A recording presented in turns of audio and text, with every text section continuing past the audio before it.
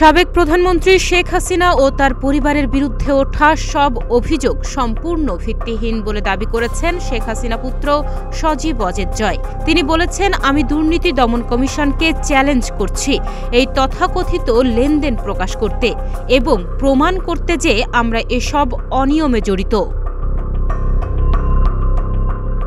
মঙ্গলবার নিজের verified Facebook পেজে দেয়া এক পোস্টে এমন চ্যালেঞ্জের কথা জানান তিনি। সজীব ওয়াজেদ জয় ওই ফেসবুক পোস্টে লেখেন, আমরা কখনোই কোনো সরকারি প্রকল্পে জড়িত ছিলাম না, প্রকল্প থেকে কোনো অর্থ উপার্জন করিনি। আমি যুক্তরাষ্ট্রে ৩০ বছর ধরে বসবাস করছি। আমার খালা ও কাজিনরা যুক্তরাষ্ট্রে প্রায় একই সময় ধরে বসবাস করছেন। স্বাভাবিকভাবেই আমাদের এই দুই দেশে ব্যাংক অ্যাকাউন্ট রয়েছে।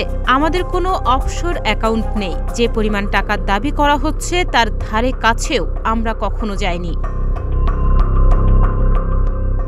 $10 বিলিয়ন প্রকল্প থেকে বিলিয়ন ডলার সরানো সম্ভব নয় উল্লেখ করে তিনি লেখেন, আমরা লেনদেনের সঙ্গে সম্পৃক্ত বলে দাবি করাটা একটা মিথ্যা অভিযোগ।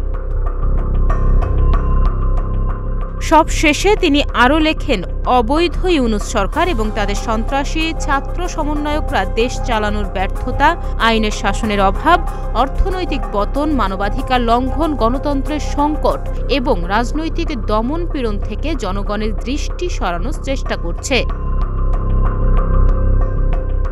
তাহনিয়া ইয়াসমিন, প্রতিদিনের বাংলাদেশ।